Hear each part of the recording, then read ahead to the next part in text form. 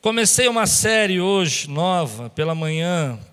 Nós terminamos uma série sobre os provérbios de Jesus e comecei uma série nova sobre o apóstolo Paulo. Primeira mensagem pela manhã falamos sobre a conversão. Como é bonito a conversão do apóstolo Paulo, a maneira como ele se entrega a Jesus, a maneira como ele recebe o Senhor. E se você não ouviu, eu queria desafiar você durante a semana a reservar um tempinho, ir lá no YouTube. Geralmente amanhã já está cortada a mensagem, você vai lá e escuta rapidinho a mensagem para você acompanhar. Minha ideia é estudar a vida do apóstolo Paulo por mais 3 semanas. E nós vamos estar falando desses momentos da vida dele. Hoje de manhã eu falei sobre a conversão. Quem assistiu a pregação da manhã hoje? Amém. 3 irmãos, glória a Deus, que bênção. Glória a Deus. Amém. Mas assista, falou muito comigo e eu creio que vai falar com você. Levante bem alto sua Bíblia e diga: essa é minha Bíblia.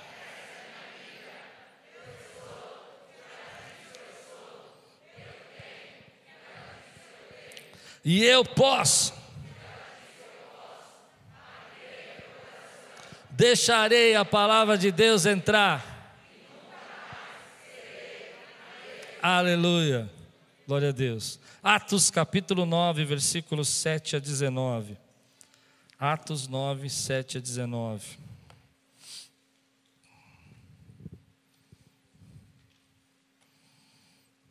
Você sabe que o apóstolo Paulo estava no caminho de Damasco. De manhã nós falamos que ele ia perseguir a igreja e capturar alguns cristãos em Damasco e levar preso para Jerusalém. E de repente no caminho ele viu uma grande luz que envolveu e uma voz que dizia: Saulo, Saulo, por que me persegues? Então ele, caindo de joelhos, perguntou: quem és tu? Ele disse: eu sou Jesus, a quem você persegue. Ele ficou cego. E a gente está exatamente nesse momento onde que, versículo 9, capítulo 7, diz assim: os homens que viajavam com Saulo pararam emudecidos, ouviam a voz, mas não viam ninguém. Saulo levantou-se do chão e, abrindo os olhos, não conseguia ver nada. E os homens o levaram pela mão até Damasco. Por 3 dias ele esteve cego. Não comeu nem bebeu. Em Damasco havia um discípulo chamado Ananias. O Senhor o chamou numa visão. Ananias, eis-me aqui, Senhor, respondeu ele. O Senhor lhe disse: vá à casa de Judas, na rua chamada Direita, e pergunte por um homem de Tarso chamado Saulo. Ele está orando numa visão, e viu um homem chamado Ananias chegar e impor-lhe as mãos para que voltasse a ver. Respondeu Ananias: Senhor, tenho ouvido muita coisa a respeito desse homem, de todo o mal que ele tem feito aos teus santos em Jerusalém. Ele chegou aqui com autorização dos chefes dos sacerdotes para prender todos os que invocam teu nome. Mas o Senhor disse a Ananias: vá, este homem é meu instrumento escolhido para levar o meu nome perante os gentios e seus reis e perante o povo de Israel. Mostrarei a ele quanto deve sofrer pelo meu nome. Então Ananias foi, entrou na casa, pôs as mãos sobre Saulo e disse: irmão Saulo, o Senhor Jesus, que apareceu no caminho por onde você vinha, enviou-me para que você volte a ver e seja cheio do Espírito Santo. Imediatamente, algo como escamas caiu dos olhos de Saulo, e ele passou a ver novamente. Levantando-se, foi batizado, e depois de comer, recuperou as forças. Saulo passou vários dias com os discípulos em Damasco. Vamos orar? Senhor, fala conosco nessa noite, traz a Tua palavra ao nosso coração. Nós precisamos do alimento, Senhor, nós precisamos da palavra que vem do Teu trono, da palavra que é revelada a nós. Edifica as nossas vidas, edifica a nossa casa, a nossa família. Traz-nos paz, Senhor, e força para caminhar, em nome de Jesus. Amém. De manhã eu falava que um dos escritores que eu gosto muito, Charles Swindoll, tem um livro, se você nunca leu, sobre a vida de Paulo, vale muito a pena. E ele descreve que, se naquela época você fosse um cristão, e Saulo batesse na porta da tua casa e dissesse: abra a porta, seria mais ou menos como se a polícia nazista, no tempo de Hitler, batesse na porta de um judeu. Nós lemos alguns textos pela manhã, onde o apóstolo Paulo descreve ele como devastador da igreja. Esse é um dos termos que ele se dá. Como alguém que entrava nas casas e arrancava, ou nas sinagogas, arrancava os homens e mulheres e levavam presos. E quando eles eram condenados à morte, ele dava o voto para a morte. Ele chega a dizer para ele mesmo que, para a igreja e sobre ele mesmo, dizer que ele era um homem tão terrível, que ele se considera o menor dos apóstolos, porque ele perseguiu a igreja. E ele chega a dizer que ele conseguiu devastar ou destruir ou quase acabar com a igreja de Jerusalém, de tantas pessoas que ele levou preso e declarou a morte. Mas uma das coisas que me chamou a atenção sobre esse homem é que a fúria dele era tão grande que ele arrancava algumas pessoas da sinagoga e as forçava a blasfemar. Já pensou a ira dele? Mas nesse encontro que ele tem com Jesus, mostra para mim que não há ninguém que Deus não possa transformar, que não há um homem perdido demais que Ele não possa restaurar, que não importa o quanto você está no fundo do poço, o quanto que você acha que você desceu, o quanto que você acha que você está oprimido, perdido, Ele tem poder para transformar a tua vida. E conversão é isso, gente, conversão é transformação. Diga aí, meu Deus tem poder para transformar. Mas de repente aparece um homem chamado Ananias, um anônimo. É interessante que eu fui tentar descobrir quem era Ananias e não me convenceram. Eu acho que o ser humano tem uma vontade de dar títulos para pessoas. Então, depois de muito tempo, colocaram o nome de Ananias como bispo da igreja da Macedônia, de Damasco. E é interessante que ninguém chegou a uma conclusão se ele era o bispo ou não, mas deram um título para ele. Porque na nossa cabeça é muito difícil imaginar que alguém possa usar uma pessoa como Ananias, que ninguém sabe de onde veio, nem para onde vai, quem é esse homem, de onde ele surgiu. A Bíblia não conta a história dele, não conta o que ele fez depois disso, nem conta o que ele fez antes. E imaginar que Deus possa usar uma pessoa dessa maneira, de uma forma tão poderosa, para fazer algo na vida, como ele fez na vida do apóstolo Saulo. Mas aqui que está a chave da minha mensagem. Deus ainda usa pessoas anônimas. Deus ainda usa pessoas que você não pode imaginar. E quando eu comecei a estudar a vida de Ananias, eu comecei a pensar pessoas que foram importantes na minha vida, que você nunca vai conhecer, que não são famosas, que não têm muitos nomes, que talvez você nunca vai se encontrar com elas. E você começa a perceber o quanto Deus usou a vida delas para fazer você chegar aqui. E também comecei a pensar nas pessoas anônimas, que nós não conhecemos, que fazem o reino de Deus expandir, que fazem a palavra de Deus acontecer, que vão cuidar das nossas crianças, que vão ensinar os nossos adultos, que vão levar a cesta básica para quem precisa e tem fome, gente que talvez você não saiba o nome, porque Deus ainda continua usando pessoas anônimas, pessoas que não são conhecidas para a glória dEle. E eu queria dizer para você que ainda que você acha que não é conhecido, que você acha que as pessoas não sabem o que você faz, existe um Deus que sabe o que você faz, existe um Deus que sabe o quanto você o ama e o quanto você está disposto a viver e sofrer pelo nome dEle. Você pode dizer amém por isso, meu irmão? E eu louvo a Deus por essas pessoas anônimas que chegaram na minha vida, que eu não conhecia, mas que pararam do meu lado e disseram: ei, tem uma palavra de Deus para você. Eu me lembro uma vez, quando eu estava numa fase muito revoltada da minha vida, muito fora da igreja, um adolescente meio perdido, e uma pessoa parou para mim assim, disse assim: eu quero falar com você, Klaus, venha cá. E eu não lembro o nome daquela mulher, eu não sei quem ela é, e ela olhou para mim e falou: tem uma palavra para você que você não vai gostar. E eu disse: pode falar. Revoltado, garotão, adolescente, aquele menino que não quer ouvir nada da parte de Deus, já sabe que eu tô, como é. E ela disse: eu tenho uma coisa de Deus para falar para você. Ah, de Deus, tudo é Deus, vocês creem em Deus e tudo, toda hora é Deus. E ela disse: você tem um cajado na sua mão. E eu disse: cajado? Que cajado? Eu já virei Moisés agora? Rebelde, cajado. Aí eu fui tentar entender o que era cajado. Liguei para o meu pai e falei: pai, que negócio? Uma mulher parou lá na igreja, me chamou e falou: você tem um cajado. A mulher: não sei o que quer dizer esse negócio. Meu pai: cajado, filho. Falei: o que é cajado de que? Pastor. Não. Não.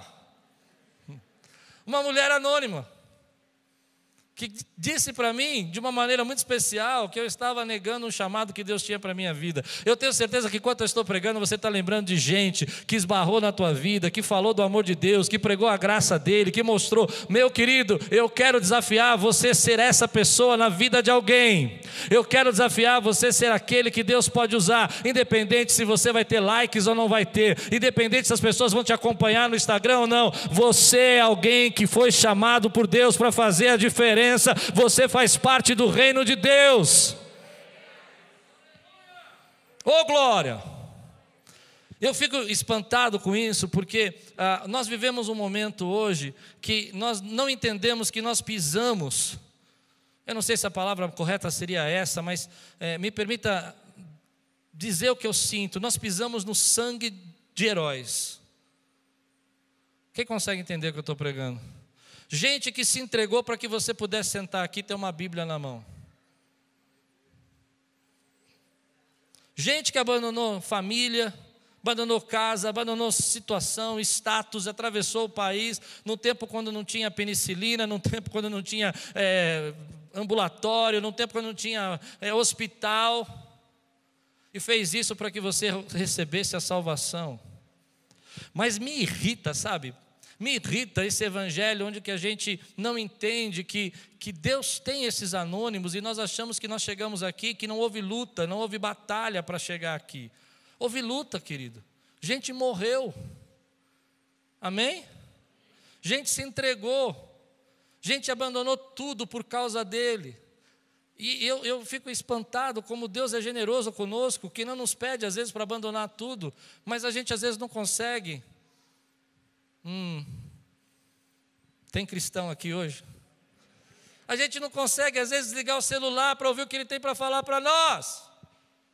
Eu falo, Deus, que tipo de geração a gente é? Mas eu quero aqui despertar você, porque na pandemia eu vi muita gente anônima se levantando e falando assim: pastor, o que precisa? Conta comigo. A igreja está fechada, mas nós estamos vivos. E gente ligou para você, e gente fez liga, e gente trabalhou, e gente atendeu você psicologicamente e não ganhou nada, fez oração por você, clamou pela tua vida, intercedeu, porque tem gente que entende, querido, que o evangelho também depende de nós. Diga comigo, Deus pode me usar. Eu acho lindo isso. É interessante que Ananias recebe esse recado de Deus, fala assim: olha, Ananias, vai até a casa de Saulo lá, ele está lá te esperando. E eu imagino agora a versão atualizada e revista atualizada, Klaus Piragini, ele fala: quem? Não, quem? O senhor falou Saulo, não conheço nenhum irmão chamado Saulo. Porque ele vai dizer: Senhor, esse homem, ele perseguiu os cristãos, ele vai ter uma conversa com Deus. Eu acho lindo isso. Ele vai dizer para Deus: Deus, olha, o senhor sabe que ele estava matando gente, não é melhor deixar ele cego? Vamos pensar assim: cego fica mais difícil ele matar alguém. Deixa ele do jeito que ele está. Dá de ele voltar a ver e começar a destruir a igreja. E aqui está uma coisa que eu fiquei pensando, em uma pergunta que eu fiz no texto. Deus pode pedir alguma coisa para você? Eu acredito que quando o nosso relacionamento amadurece com Deus, quando o nosso relacionamento ainda é superficial, é um relacionamento, sabe, venho aqui porque Deus vai me dar, é um relacionamento que ainda não amadureceu. Mas quando você amadurece, eu estou pregando para alguém aqui, será que tem uns 10 irmãos aqui que podem me ajudar a pregar hoje? Eu amei esse texto, querido. Eu não sei se vocês vão gostar quanto eu, mas eu amei. Porque eu vejo uma geração que pergunta para Deus: Deus, o que o Senhor pode fazer por mim? Eu não falo de vocês não, eu falo de mim. Eu não preciso acusar, não preciso apontar o dedo para você, eu aponto para mim. Deus, o que o Senhor pode fazer por mim? O Senhor pode me abençoar? O Senhor pode fazer minha vida ficar mais confortável? Mas quando você amadurece o seu relacionamento com Deus, Ele chega para você um dia e fala assim: ei, posso te pedir uma coisa? Eu quero que você seja a resposta da oração de alguém. Tem um camarada orando lá, e ele chama Saulo, e você sabe que ele é terrível, e eu estou pedindo para você ir lá. Eu acredito que o relacionamento maduro com Deus deixa de ser algo que nós só pedimos para Deus fazer por nós, e nós começamos a perguntar para Deus: o que eu posso fazer, Senhor? O que eu posso fazer para levar a Tua graça? O que eu posso fazer para levar a Tua paz para a vida de alguém? E eu sempre disse isso aqui na igreja. Quem faz o DNA e quem assiste aqui as minhas pregações, talvez se lembre que eu falo muito isso. Nós somos a resposta da oração de alguém. E eu achei lindo isso, porque Saulo está orando, e a resposta da oração de Saulo é um camarada desconhecido, que a gente não sabe a história, e que ele chama Ananias, e ele vai ser a resposta da oração de Saulo. E é bonito, porque ele entra naquela casa, ele entra naquele lugar onde Saulo está. Eu fico imaginando a minha visão, né? Novamente a minha visão atualizada e revista, Klaus Piragini. Ele entra lá, ele bate na porta e fala: olá. Abrem a porta para ele, ele fala: tudo bem, preciso falar com Saulo. E aí Saulo vem, não enxergando nada. E ele diz: irmão Saulo. Eu não preciso pregar isso, gente. O que aconteceu? O que aconteceu? Ele se encheu de graça, de compaixão, e disse: esse é o último dia da tua vida que você vai viver cego, enganado, porque eu cheguei aqui em nome de Jesus para que você fosse transformado. Meu querido, se tem uma coisa que arde meu coração, é que nós temos que ser uma igreja. Temos que ser uma igreja que é a resposta da oração de alguém. Alguém está orando por socorro, e Deus vai levantar a tua vida. Talvez você não fique famoso, talvez as pessoas não te curtam no Instagram, mas você vai ser a resposta da oração de alguém. Meu querido irmão, muitas vezes nós não percebemos que Deus dessa intimidade vai chegando para você e fala assim: ei, eu posso te usar, eu abençoei você financeiramente, mas eu posso usar os seus recursos que eu dei a você. Você diz: como é que é? Senhor, agora não dá, porque eu tenho que investir aqui, eu tenho que... acho que melhor não. Uau! De manhã eu preguei uma frase que eu digo assim: Senhor, nos faz sensíveis para ouvir a sua voz e corajosos para te obedecer. Porque às vezes nos falta coragem para obedecer. A gente ouve, mas não tem coragem de fazer o que Deus manda. Deus fala: vá. E a gente fala: acho que não é bem assim. Mas é interessante que quando ele chega lá, esse milagre acontece, as escamas caem dos olhos, e eu fico imaginando a graça de Deus. E ele fala assim: eu vim aqui para orar por você, para que você seja cheio. Chega cheio. Tem gente aqui que vai ser cheio do Espírito Santo hoje. Você veio aqui, querido, e essa igreja vai ser a resposta da tua oração. Você nunca mais vai procurar outro lugar, porque você vai ser cheio do Espírito Santo. Para mim é isso ser igreja. Uma vez um amigo me ligou, querido, lá dos Estados Unidos, não era o apóstolo, outro amigo. E ele falou assim: eu preciso falar com você. E eu disse: quero te fazer uma pergunta. Ele é ministro de louvor e tudo. Ele falou: por que a gente faz o que a gente faz? Por que a gente se dedica, a gente se entrega, e as pessoas falam mal da gente, e as pessoas criticam, e as pessoas nos ofendem? Eu fiquei quieto e fiquei pensando, e deixei ele conversar e contar algumas experiências difíceis que estavam acontecendo no ministério, coisas que ele tinha se sentido ofendido, traído. Eu disse: bom, a minha vida entrou em paz quando eu entendia que eu não faço isso pelas pessoas apenas, mas eu faço isso porque Deus me chamou, mas faço porque eu sou a resposta de oração de alguém. E Ananias é vital. Diga aí você: eu sou vital para o reino de Deus. Você já imaginou se Ananias não fosse? Você já imaginou se Ananias não obedecesse? Talvez Deus usasse outra pessoa, eu não sei, ou talvez ninguém tivesse coragem de ir. Mas eu acredito que Deus pediu isso a Ananias porque Ele sabia que Ananias iria. Por isso eu quero dizer para você, querido, se você quer uma fé madura, se você quer amadurecer nos seus relacionamentos, pare de olhar para a pessoa que você casou e perguntar o que ela pode fazer por você, e comece a perguntar o que você precisa ser a resposta da oração na vida dela. Quem recebe essa palavra? Se você quer amadurecer no seu relacionamento com Deus, Não olhe para Deus, diga: Senhor, eu tenho uma lista para mostrar para o Senhor. Eu acho que eu tenho que trocar meu sofá. Gostaria que o Senhor me desse uma geladeira nova. Ei, estou pregando para alguém aqui. Eu estou sentindo que tem gente indo embora. Fecha as portas agora, por favor. E pergunta para Deus: Deus, qual é a lista que o Senhor tem para mim? O Senhor tem uma lista para mim, Senhor? O Senhor tem uma lista. E às vezes a lista de Deus é uma coisa tão simples. Tão simples. A lista de Deus às vezes é que você ore por alguém. A lista de Deus é que você pegue o seu telefone e perdoe. Perdoa. E aí você fala: perdoar? Saulo? Não dá. Dizem os estudiosos, a gente vai estudar isso semana que vem, mas eu estou tão impressionado com a história de Paulo que eu vou adiantar. Dizem que alguns estudiosos acreditam que toda a rejeição que ele vai passar durante 10 anos, de manhã eu expliquei que ele ficou 10 anos, ele se converte com uns 30 e começa o ministério aos 40. Esses 10 anos, essa rejeição é porque talvez alguns lugares que ele chegasse, algumas pessoas conheciam Paulo, conheciam Saulo, que vai se tornar Paulo, e dissesse assim: foi esse camarada que destruiu a minha família. Ele entrou na casa da minha tia e levou todo mundo.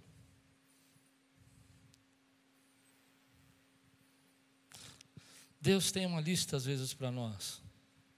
E quando eu amadureço, quando o Evangelho amadurece dentro de mim, eu começo a me preocupar com a lista que Deus tem, ao invés de preocupar com a minha lista. Mas é interessante que quando eu me preocupo com a lista de Deus, Deus começa a suprir as minhas necessidades segundo as suas riquezas em glória. Tem muita gente que nunca vai amadurecer. Você deve conhecer pessoas que nunca amadureceram, vão ficando com mais idade, mais velhas, mas a atitude é a mesma. Sempre que chega perto de alguém, ela se pergunta: o que essa pessoa pode fazer por mim? E depois que esgota tudo que a pessoa pode fazer por ela, ela procura outra pessoa. Mas quando você amadurece, deixa eu explicar um pouco melhor sobre isso. Imagine uma criança, você que tem mais ou menos aí mais de 20 anos, 25 anos, você vai entender. Até o ponto que, bom, alguns não nessa geração, porque dizem que o amadurecimento nessa geração está chegando a 35. Né? 35. Mas olha que interessante, quando eu amadureci foi assim. Eu tive que amadurecer muito cedo. Porque eu cheguei um dia na minha casa, meus irmãos casaram, minha mãe morava comigo e ela tinha muitas enfermidades. E minha mãe trouxe um caderninho de conta, e falou: a partir de agora você tem que cuidar da casa, eu não tenho condição. E quando você é criança, isso parece um elogio, né? Uau, minha mãe trouxe o dinheiro para mim. Mas quando eu comecei a perceber que as contas não batiam, e que eu tinha que tirar do meu bolso, eu tinha que colocar na minha casa, tinha que pedir às vezes dinheiro para o meu pai para suprir alguma coisa, eu fui amadurecendo. E você amadurece quando você entende que você chegou numa fase que você não pode só receber, mas você precisa dar. É nessa hora que você pega o seu filho no colo e você fala assim: bom, agora eu entendo que eu sou pai, e se eu sou pai eu preciso cuidar. Você amadureceu. Nessa hora que você casa e você fala assim: eu sou a esposa, e esse camarada que eu casei aqui é o meu marido. Eu casei muito cedo, eu casei com 21 anos, é minha esposa. E você fala: eu tenho que amar e cuidar dela. Eu amadureci. Pois bem, Deus está chamando você para ter um relacionamento maduro com Ele. E aí, querido, abre-se uma dimensão de milagres, de curas, mas também de lutas e de perseguições. Mas uma coisa eu vou falar para você: você está fazendo parte do reino de Deus. Quem recebe essa palavra hoje aqui, meu querido? Então, Ananias vai obedecer, mas é interessante que ele fica em conflito. Ele começa a dizer assim: ah, Senhor, será? Olha o que ele diz aqui no versículo 13 e 14. Ele diz assim: respondeu Ananias. Eu acho incrível, leia comigo: Senhor, tenho ouvido muita coisa a respeito desse homem, de todo o mal que ele tem feito aos teus santos de Jerusalém. Ele chegou aqui com autorização dos chefes dos sacerdotes para prender todos os que invocam o teu nome. E aí vem no meu coração: Deus algumas vezes vai fazer pedidos inusitados para você.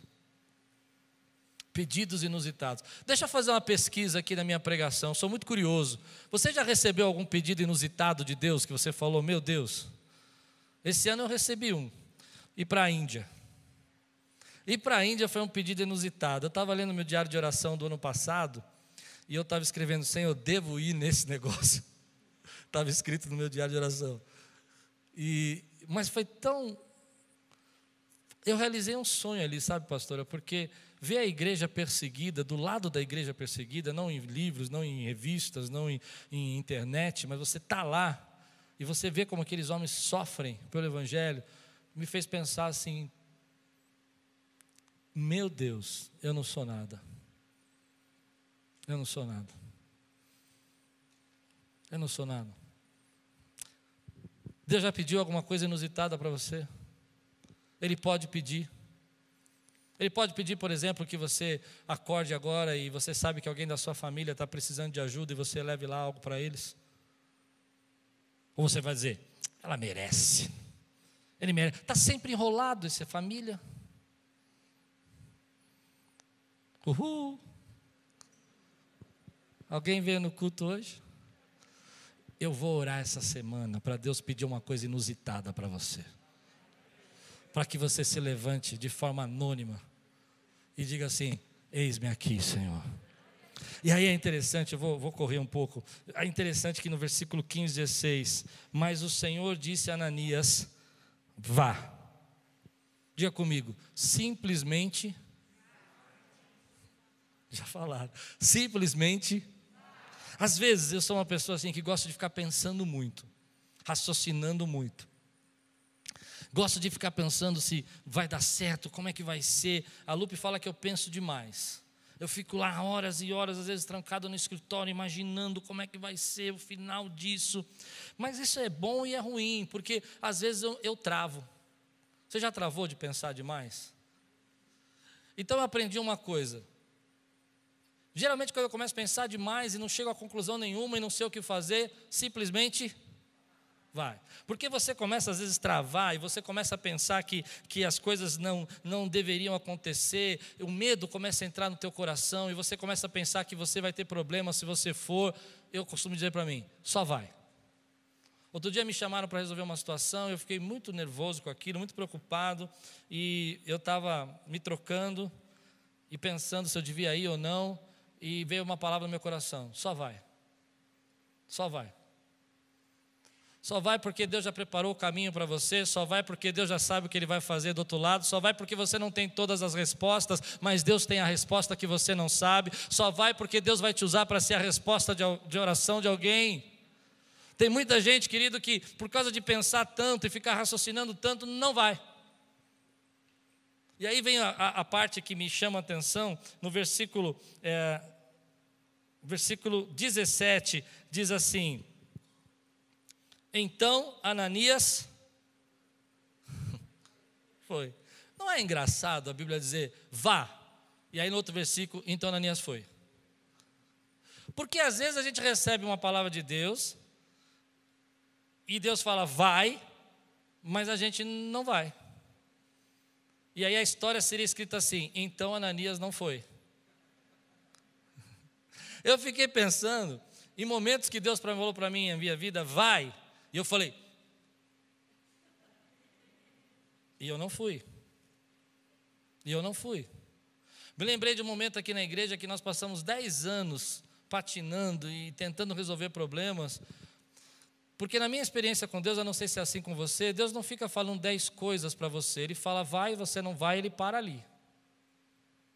Me entende o que eu quero dizer? Não é assim com você? Até que você vai. E quando você vai, Ele fala o que tem que falar depois para você. E é interessante como a gente às vezes não vai. E eu fiquei me lembrando de momentos da minha vida que Deus falou para mim, vai, e eu não fui. Que se tivesse que escrever a história, diz assim, então eu chamei Klaus e falei, Klaus vai, e ele disse, não foi. Ele não foi. Ele não foi em alguns momentos quando Deus chamou para ele chegar pertinho dele e orar na madrugada, ele não foi. Ele não foi quando ele disse assim, eu quero trazer um renovo para a tua vida, e ele ficou mais preocupado com outras coisas, ele não foi. E quantas vezes a nossa vida fica parada porque Deus fala para você, vai, e você fica pensando, e você fica racionalizando, você fica dizendo que você não sabe, você vai dizendo, olha, aquela pessoa não merece, você começa a achar desculpas, você começa a indagar com Deus, e dizer, Deus, olha, esse homem é um perseguidor, simplesmente vá. Se Deus está mandando você a águas profundas, vá. Se Ele está mandando você lançar a rede de novo, vá. Se Ele está mandando você perdoar, se entregar, se derramar, vá. Simplesmente vá. Mas eu quero chamar a tua atenção a momentos da tua vida que Deus falou para você, você sabia o que era, pelo menos comigo, Deus falou muito comigo nesse final de semana através disso. Você lembra daquela época que você ficou enrolado? Eu falei, sim, Deus, eu lembro. Não foi. Você não foi. Você não foi. E às vezes você perde a maior oportunidade de ver o milagre de Deus, de ver a transformação que Deus tem para a tua vida, porque você não vai. E você fica esperando que Deus traga uma outra situação, um outro momento, uma outra oportunidade. E você não vai. No meu caso, eu fiquei pensando em momentos que Deus falou comigo sobre, por exemplo, pregação. Eu me lembro uma vez que Deus falou para mim procurar uma pessoa e eu não fui. Eu não fui. E foi dando todas as desculpas e todos os motivos para não ir. Até um dia que eu encontrei a pessoa e nós estávamos almoçando, ela falou, por que você nunca me procurou? Uau! Foi... Não, é que... Só vai. Eu não sei o que Deus está tocando no teu coração nesse tempo, querido, mas uma coisa que eu aprendi na minha vida é quando eu não tenho todas as respostas, mas eu tenho certeza que Deus está falando para mim, o que eu tenho que fazer, eu simplesmente vou. E deixa Ele resolver lá. Deixa Ele fazer o que Ele tem que fazer. Mas sei que minha vida para quando Ele fala para mim ir. E eu não vou. E às vezes a sua vida parou porque Deus começou a tratar você em algumas áreas e você não quis ir. Eu me lembro que quando jovem, Deus me chamou para o pastorado. E a maneira como Deus me chamou para o pastorado foi muito interessante, porque eu prestei para uma faculdade, eu tinha uma carreira, eu queria fazer uma área diferente. E Deus falou para mim, eu não passei em nenhuma faculdade, eu achei aquilo incrível, como que eu não passei? Meus amigos todos passaram, e eu ia ficar um semestre parado para poder prestar de novo. E Deus falou no meu coração, sabe, faz assim, já que você vai ficar parado, Ele falou no meu coração, vai estudar minha palavra. Aí comprei uma Bíblia nova, pus na sala, e falei, bom, já que eu não vou poder fazer faculdade agora, eu vou estudar a Bíblia. Simplesmente fui. E eu não sabia nem o que eu ia estudar, nem sabia o que ia acontecer, mas eu sei que no processo que eu comecei a estudar a palavra, Deus começou a me chamar para aquilo que Ele tinha para fazer na minha vida.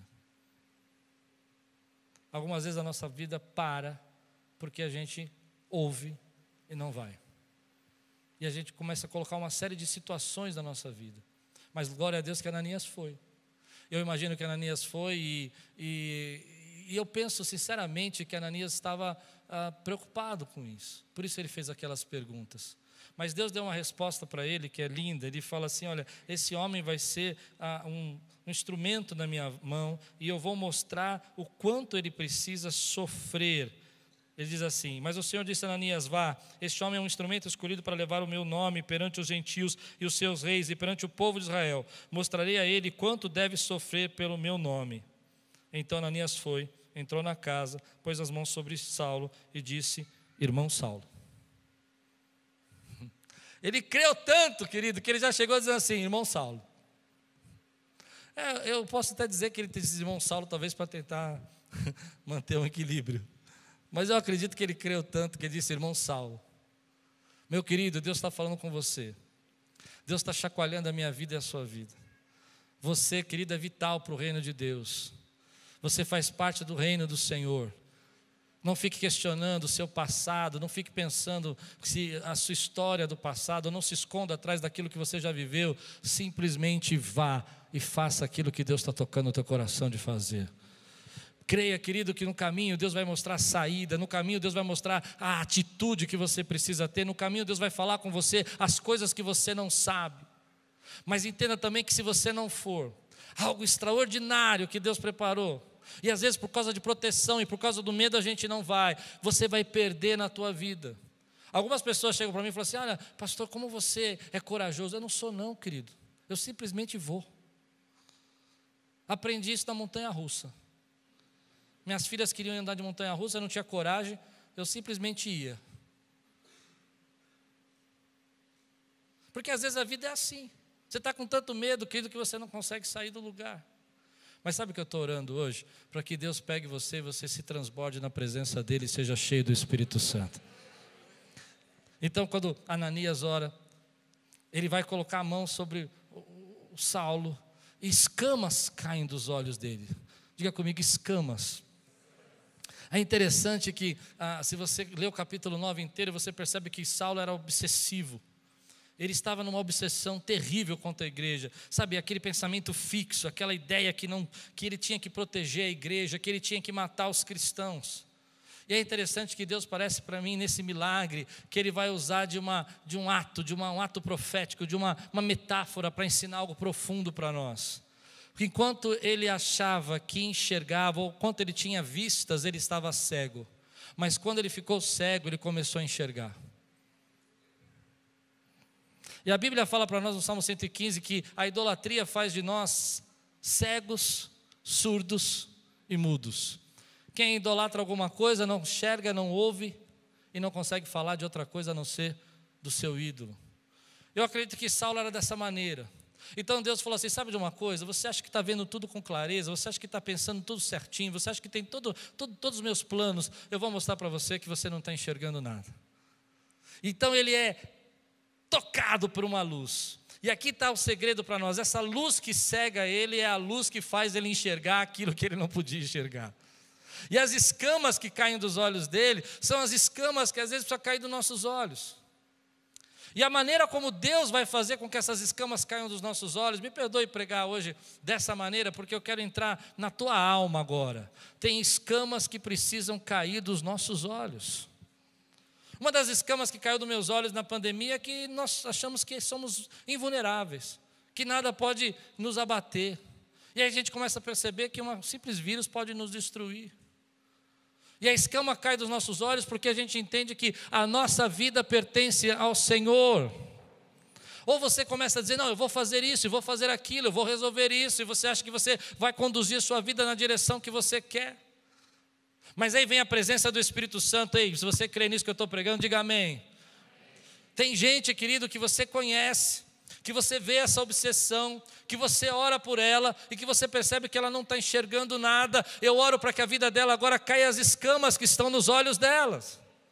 E às vezes nós, como os pais, nós chegamos aos nossos filhos e falamos para eles: ei, filhos, perceba que isso é um ato de pensamento fixo, você não consegue mudar de ideia, Deus tem coisas maiores, eles não conseguem ver, mas eu creio, querido, que pela unção do Espírito Santo, escamas vão cair dos olhos, eles vão começar a enxergar algo maior que Deus tem para eles. Então, para mim, esse ato de alguns milagres de Jesus são a própria pregação. E essa é a pregação. A pregação é que às vezes a gente se esconde atrás da nossa religiosidade e a gente se torna cego para ver o que Deus quer fazer na nossa vida. Ou a gente se esconde atrás dos nossos cargos e títulos, das nossas obrigações, ou aquilo que a gente pensa que deve fazer, e Deus vem e tira isso da nossa vida. E as escamas caem dos nossos olhos.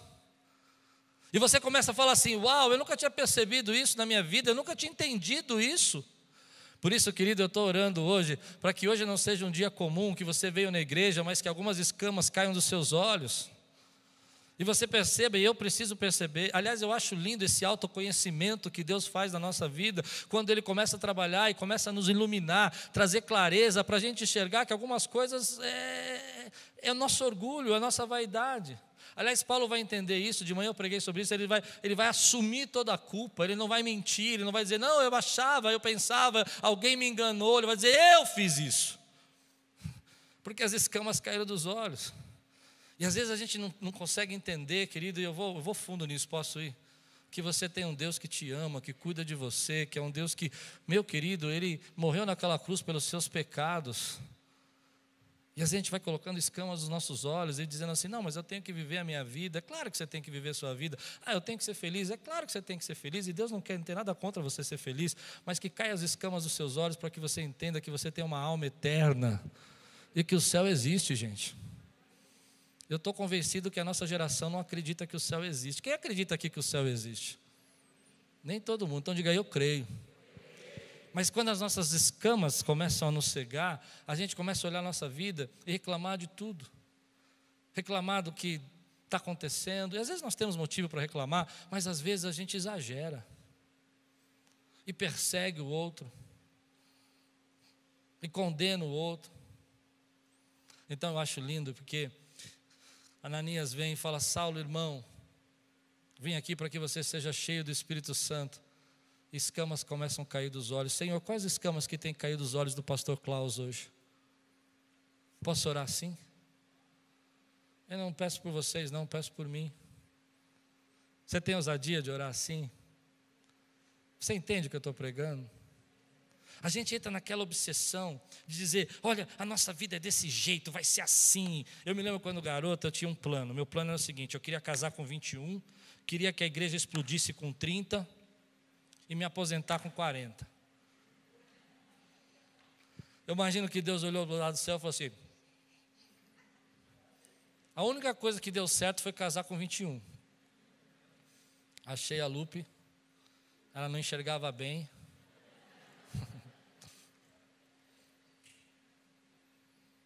Mas no decorrer da minha vida, escamas foram caindo nos meus olhos. E sabe o que eu me apaixonei por Jesus?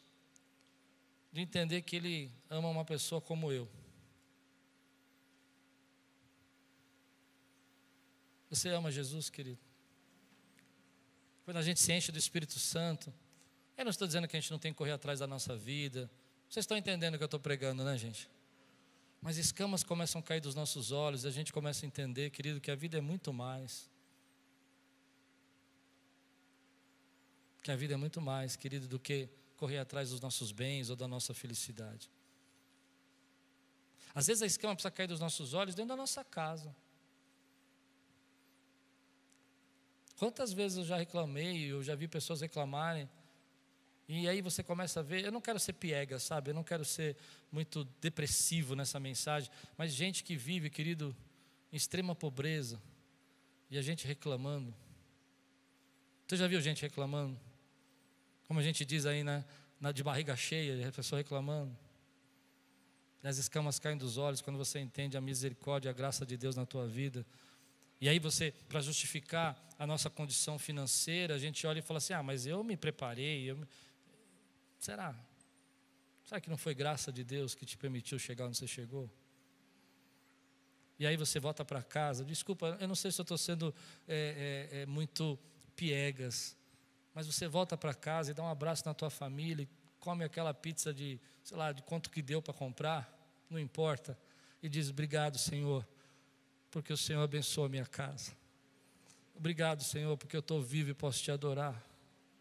Obrigado, Senhor, porque o Senhor me salvou. Obrigado, Senhor, porque o Senhor me deu os filhos lindos. Obrigado, Senhor, porque eu tenho uma igreja maravilhosa. Mas quando a gente está cheio de escama nos nossos olhos, a gente, como o apóstolo Paulo, é cheio de arrogância. Acha que está fazendo serviço para Deus, matando o próximo. Acha que Deus pensa como a gente pensa. Você já pensou que Deus não pensa exatamente como você pensa de tudo? E que você vai ficar surpreso de pensar que Deus pensa algumas coisas que você não pensa? Não é verdade? Ei, que lindo é quando a gente é maleável na mão do Senhor. Eu não sei se eu estou pregando para alguém, eu estou pregando para mim hoje, mas eu estou pregando. Se só for para mim, me perdoe, eu tenho crédito, tá? Amém? Mas que lindo é você ver quando a escama cai dos seus olhos, você fala: meu Deus, o que eu estava fazendo?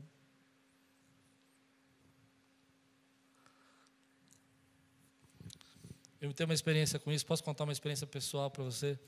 Eu não gostava do meu pai até os 15 anos de idade. Aliás, eu detestava meu pai.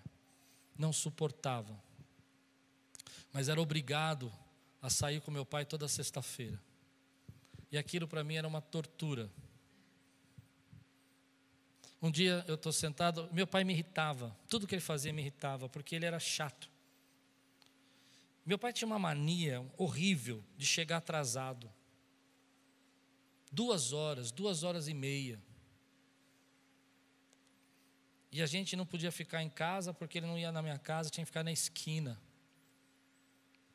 Começamos a encontrar meu pai na casa da minha avó, mas minha avó falou que pegava mal. Então a gente marcou numa esquina e ficava eu, minha irmã e meu irmão 2 horas e meia sentado na esquina, no chão, esperando meu pai chegar. Mas uma das coisas que mais me irritava na minha vida é que meu pai sempre trazia um presentinho. Uma bugiganga, para justificar o atraso dele. Às vezes era uma folha de papel, às vezes era uma caneta, às vezes eram uns envelopes que ele pegava no escritório, tudo roubado lá do escritório dele. Pensando agora, não tinha pensado nisso. Raciocinando hoje. As escamas caíram dos meus olhos. Ele ia lá e pegava e trazia. De onde que vinha todos aqueles lápis? Estava todo atrasado. Vou perguntar isso para minha irmã. E aí, um dia eu sentado com ele, quem já leu o meu livro aqui? Eu conto essa história no livro. Ele conta para mim que, quando ele era criança, ele ganhou uma máquina ele queria comprar uma máquina de fotografia, ele tinha 12 anos de idade, começou a trabalhar numa farmácia, a fazer entrega. Quem já leu o livro já contei essa história. E ele começou a ganhar gorjetas para fazer entrega. Ele vai juntando, vai juntando, vai juntando, vai juntando. No final, ele vai todo dia, do lado da farmácia, tem um camarada que vende máquina fotográfica, e ele vai todo dia lá olhar a máquina e namorar a máquina, sabe? Falar com a máquina. E quando ele chega no final do ano, ele conseguiu juntar o dinheiro, mas como tudo sobe no Natal, o preço da máquina subiu. E meu pai ficou muito triste, porque ele não tinha o dinheiro. Mas de tanto que ele foi naquela loja, de tanto que ele ia lá falar da máquina, o dono da loja falou: vem aqui, quanto você tem? Ele falou: tenho o dinheiro antigo, o dinheiro do preço antigo. Ele falou: então tá bom. E o dono da loja, cheio de compaixão, deu a máquina para ele, deu um filme para ele, colocou na câmera, e ele voltou para casa todo feliz, e chegou em casa e falou: olha o que eu comprei. E o padrasto dele então pega aquela câmera e fala assim: o quê? Você estava roubando a sua mãe? E joga no chão, pisa na câmera e destrói. E não deu tempo nem dele explicar que aquilo eram as gorjetas que ele recebia. Meu pai me conta isso, e a partir daquele dia, minhas escamas caíram dos olhos. E quando ele trazia todas aquelas bugigangas, eu falei: nossa, sensacional, pai. Porque eu entendi que meu pai estava querendo comunicar para mim que ele não tinha recebido algo que ele queria me dar. E que amar para ele era entregar alguma coisa. As escamas caem dos nossos olhos assim. Quando você começa a enxergar que o outro tem uma experiência. Você recebe essa palavra na tua vida? Que o outro tem sentimentos. Que você para de olhar só para si e começa a olhar o que Deus está fazendo na vida do outro. Deus está fazendo na sua casa. Que a tua esposa sofre. Tem alguém aqui esfregando comigo aqui? Que às vezes você sofre, que teu marido sofre. E você não percebe, as escamas precisam cair dos olhos, querido. E aí essa é uma ação, para mim, profunda do Espírito Santo. Toda vez que você vai orar, toda vez que você se encontra com Ele, toda vez que você se derrama no altar, algumas escamas vão cair dos seus olhos. Algumas escamas vão cair dos seus olhos. Não tem como você encontrar a luz. Não tem como você se encontrar com o Espírito Santo e você não tem um autoconhecimento a seu respeito e perceber que algumas escamas vão cair dos seus olhos. Mas tem uma notícia. Parece doloroso enxergar essa verdade. Parece doloroso enxergar que toda aquela minha rebeldia com meu pai era porque eu não estava entendendo o que ele queria mostrar para mim sobre o amor. E depois que eu entendi isso, nós nunca mais brigamos. Nos demos bem até a morte dele. Brinco que foi o filho preferido dele. Porque as minhas escamas, não a dele. Ele não mudou, ele continuou trazendo bugigangos. Vocês lembram daquela pulseirinha SOS que punha nas crianças para as crianças não se perder? Eu tinha umas 10 daquela. Eu não sei onde ele arrumava aquilo. Eu tinha uma gaveta cheia daquilo. Cada 3 meses ele aparecia: põe aí, escreve o endereço aí para você não se perder.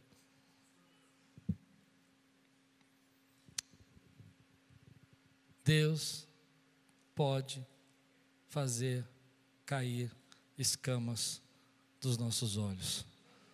Mas também, quando você deixa essas escamas, eu vou terminar assim, você passa por um processo de evolução, de crescimento. O touro bravo que é o apóstolo Paulo, o touro nervoso que ele é, vai se tornar um homem maleável na mão de Deus. Aquele homem furioso, cheio de ira, violento, vai se tornar um homem que vai se sujeitar a toda a vontade de Deus. Essa é a ação do Espírito Santo. Deus transforma a vida das pessoas. Deus transforma as suas vidas. Eu oro para que nessa noite, querido, eu não sei, muita gente quando eu prego isso, sabe, se sente dolorido, acha que eu estou ofendendo, não estou não. É porque enquanto não cai escamas dos olhos, você não pode subir para a próxima etapa. Não é verdade? Você fica naquele processo e Deus falando com você. E você reclamando. E você dizendo que sua vida tinha que ser diferente. Que a culpa é desses cristãos aí, ó, que estão deturpando todo o judaísmo. E Deus vai falar com você: ei, para de recalcitar contra os agrilhões. Para de dar murro em ponta de faca. Para de ser rebelde. Porque eu quero falar com você coisas profundas que você não sabe. Ei, Espírito Santo, fala conosco coisas profundas que nós não sabemos. Eu tenho receio de pregar esse assunto e parecer que eu quero levar você para uma crise. Eu não quero. Eu quero levar você para um crescimento. E para haver crescimento, você precisa tirar algumas escamas dos olhos. E para que algumas escamas sejam tiradas dos seus olhos, você precisa ser cheio do Espírito Santo. Tem que ser algo do Espírito. Vai falar para um orgulhoso que ele está errado no orgulho. Ele não vai ouvir nunca, não é verdade? Ele vai questionar. Vai falar para uma pessoa que sofre de vitimismo e dizer que o problema dele passou, que o tempo dele agora é outro, que é tempo de cantar e não de chorar. Ele não vai ouvir. Mas quando o Espírito Santo pega aquela pessoa, ei, quem pode dizer amém por isso? Ela é transformada. Que o Espírito Santo te pegue hoje. Eu não sei se pode falar assim, mas eu falei. Que o Espírito Santo pegue você hoje. Que você chegue em casa e fale para sua esposa: olha aqui, está saindo alguma coisa. Ela fala: o quê? Uma escaminha saiu. E eu estou vendo a vida de uma forma diferente. E eu estou feliz, eu estou alegre. Eu não troquei de carro esse ano, mas estou contente. Estou vivo, passei pela maior pandemia da história. A igreja não está lotada hoje, você sabe como era. Estou contente, você está aqui. Fiquei 3 meses pregando só para essas paredes aqui, pela televisão. Ô glória! Quero ouvir você dizer glória a Deus. As pessoas não te reconhecem, as pessoas não te dão o valor que você merece. Você é um Ananias, não importa. Você é a resposta da oração de alguém. É a hora de você levantar e falar assim: ei Deus, tira a escama dos meus olhos. Estou vivo, estou aqui, sou teu servo, sou útil, sou vital para o reino. Não quero apenas dizer que tá bom, tem que ir. Eu vou obedecer o que o Senhor tem para a minha vida. Pode me falar, pode pedir, porque eu não quero apenas ter superficialidade no relacionamento. Eu quero ser íntimo. E para ser íntimo, quando você é íntimo com alguém, você pede. Quem consegue entender? Quando você é íntimo de alguém, você tem coragem de pedir. Eu vou na sua casa, se eu não sou íntimo, eu não peço nada, nem água, porque eu não tenho intimidade. Ainda se eu vou pedir, eu falo assim: por favor, será que não seria incômodo? Porque eu não tenho intimidade, mas se eu sou íntimo, eu falo assim: ei, o que tem para comer aí? Não é assim? O que tem? O que vocês jantaram? Não é desse jeito? Você é íntimo. Eu quero ser íntimo. Se você quer ser íntimo e você é íntimo, diga: eu sou íntimo. Então pode pedir, Senhor. Aleluia. As escamas caem dos nossos olhos e Deus começa a mostrar para nós. Eu já contei esse testemunho aqui num dia que eu estava muito bravo com a Lupe. Ela não quis deixar eu pregar numa igreja. E eu estava numa sequência de pregações e pregações, e pregando fora, e saindo, e fazendo, e trabalhando. E ela não queria. Naquele dia ela falou assim: hoje você não vai em lugar nenhum, nós vamos ficar em casa, nós vamos descansar. Amanhã, né? Porque era noite isso. No dia seguinte eu ia pregar fora. E aí eu fechei a porta do meu carro, falei, na porta do meu quarto, dobrei o joelho e falei: Deus, essa mulher que o Senhor me deu está me impedindo de fazer a obra. Vidas iam ser salvas lá e eu não vou estar.